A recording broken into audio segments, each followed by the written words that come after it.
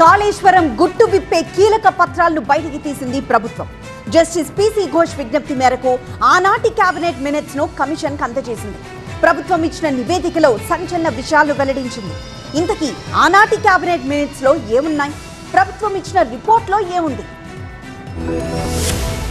కొన్ని నిర్ణయాలు కేబినెట్ కొంచెం లేట్ అవుతుంది అంటే ఇవ్వాలనే జీవో ఇవ్వాలంటే ఇస్తారు కావచ్చు, కానీ రెక్టిఫికేషన్ కోసం మాత్రం మళ్ళీ ఆమోదం కోసం కేబినెట్ పోతుంది. కేబినెట్ ఆమోదం పొందకుండా ఇంకా జరగవు. గుర్తుపెట్టుకోండి, కాళేశ్వరం ప్రాజెక్ట్ ఏ రోజు కూడా కేబినెట్ ఆమోదానికి రాలేదు. ఒకరేమో ఈటల రాజేందర్, మరొకరేమో తుమ్మల నాగేశ్వరరావు. ప్రస్తుతం వేర్వేరు పార్టీల్లో వివిధ హోదాల్లో ఉన్న వీళ్ళిద్దరూ ఆనాటి బీఆర్ఎస్ ప్రభుత్వంలో మంత్రులు. కాళేశ్వరం ప్రయాణం గురించిన తెలిసిన కీలక వ్యక్తులు. కేబినెట్ లో చర్చించే కాళేశ్వరం నిర్మించారని ఈటలంటే అసలు మంత్రివర్గం ముందుకే రాలేదన్నది తుమ్మల మాట. మరి అసలు నిజమేంటి? కాళేశ్వరం ప్రాజెక్టుకు కేబినెట్ ఆమోదం ఉందా? మంత్రివర్గంలో చర్చించే కాళేశ్వరం నిర్మించారా, లేక సొంత నిర్ణయాలతో ప్రొసీడ్ అయ్యారా? ఇలాంటి అనుమానాలకు తెరదించే ప్రయత్నం చేసింది కాంగ్రెస్ సర్కార్.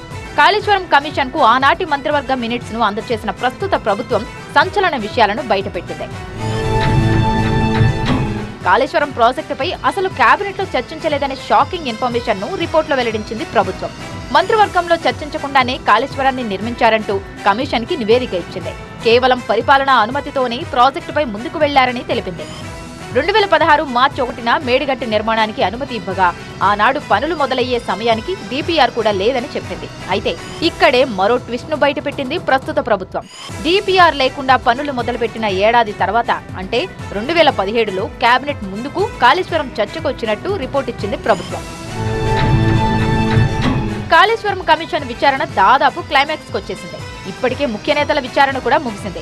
మాజీ సీఎం కేసీఆర్ తో పాటు మాజీ మంత్రులు ఈటల రాజేందర్, హరీష్ రావు సహా 115 మందిని విచారించి స్టేట్మెంట్స్ రికార్డ్ చేసింది. ఇక ఇప్పుడు ఆనాటి మంత్రివర్గ మినిట్స్ కూడా కాళేశ్వరం కమిషన్ కి చేరాయి. మంత్రివర్గ ఆమోదం లేకుండానే ప్రాజెక్ట్ నిర్మించారు అనేది కేబినెట్ మినిట్స్ సారాంశం. కాళేశ్వరం కమిషన్ రిపోర్ట్ లో కేబినెట్ మినిట్సే అత్యంత కీలకం కాబోతున్నాయి. మరి నెక్స్ట్ స్టెప్ ఏంటి? కేబినెట్ మినిట్స్ రిపోర్ట్ తర్వాత ఏం చేయబోతోంది?